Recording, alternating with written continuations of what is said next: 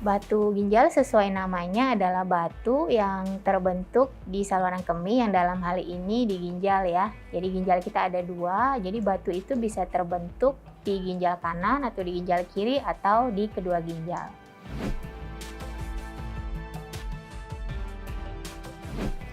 Gejala-gejalanya yang paling sering adalah satu, nyeri pinggang, kemudian kencingnya bisa mengeluarkan pasir atau bahkan mengeluarkan batu, kencingnya bisa berdarah, kencingnya juga bisa keruh juga, dan kadang-kadang ada bisa menimbulkan nyeri yang hebat sekali yang dinamakan kolik, bahkan sampai mual muntah.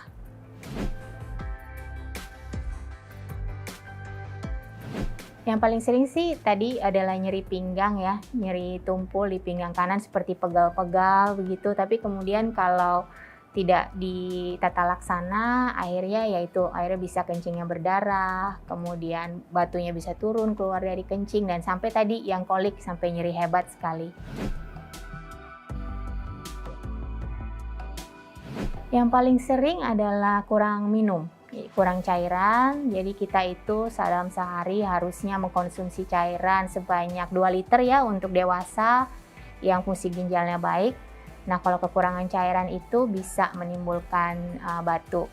Yang kedua, konsumsi yang terlalu banyak makan seperti makanan-makanan yang tinggi asam urat, seperti jeroan, mungkin ya melinjo.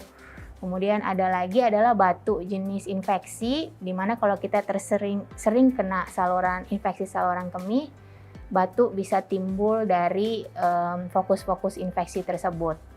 Jadi sebaiknya menghindari infeksi saluran kemih dengan menghindari menahan kencing, seperti itu. Idealnya kalau orang dewasa dengan fungsi ginjal yang normal, kemudian aktivitas fisiknya juga cukup normal ya, misalnya tidak lari maraton setiap hari, kita cukup 2 liter sehari. Itu sudah optimal.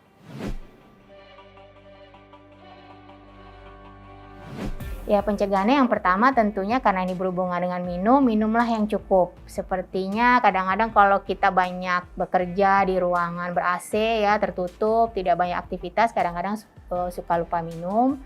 Tetapi usahakanlah dalam sehari itu minum cukup 2 liter sehari. Kemudian hindarilah makanan-makanan yang mungkin tinggi asam urat, kemudian menghindari atau mencegah infeksi saluran kemih ya dengan tidak menahan kencing dan juga minum cukup juga gitu.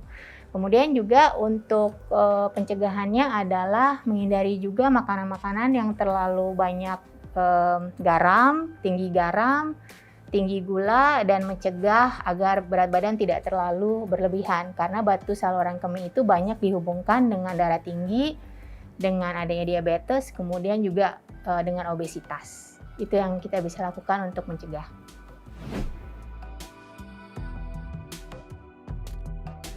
Yang pertama tentunya kita harus berkonsultasi dulu ya dengan dokter, kemudian kita melihat letaknya di mana, di ginjalnya itu letaknya di mana, ukuran batu ginjalnya. Kita bisa ada mulai dari terapi obat-obatan, ya, yang paling sederhana, kemudian kita bisa menginjak ke terapi yang lebih invasif, tetapi tidak harus sampai operasi, misalnya dengan memberikan terapi gelombang kejut ya, gelombang kejut namanya ESWL untuk menghancurkan ginjal. Tetapi kemudian ada juga operasi yang sekarang juga luka operasinya juga kecil-kecil, memakai alat teropong ya, endoskopi, lukanya tidak besar terbuka sampai akhirnya operasi yang lukanya besar. Jadi tergantung lokasi dan ukuran batunya ada di mana. Proses terjadinya sendiri adalah pertama ya tadi dengan adanya kurang minum itu lama-lama air kencing kita menjadi lebih pekat, lama-lama kristal akan lebih mudah untuk terbentuk sehingga akhirnya kalau dibiarkan kristal-kristal itu akan terbentuk batu. Kemudian untuk batu yang jenis lain seperti batu asam urat misalnya, kalau kadar asam urat kita di darah tinggi, kemudian ada yang menempel di pembuluh darah, kemudian akhirnya masuk ke urin sehingga lama-lama dia akan bisa menumbuhkan batu asam urat. Sedangkan kalau batu yang jenis infeksi, pertamanya adalah fokus-fokus infeksi yang kemudian dikelilingi oleh kristal dan akhirnya menjadi batu juga. tapi awalnya adalah sarang-sarang infeksi di saluran kemih.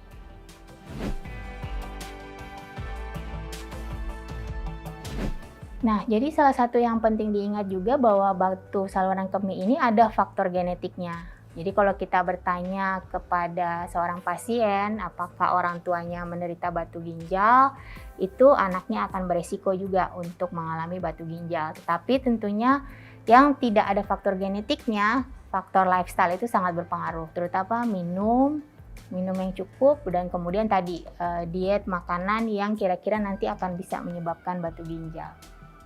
Demikianlah topik tentang batu ginjal bersama saya Profesor Dr. Harina Erlianti Raharjo. Kita akan berjumpa kembali di topik selanjutnya.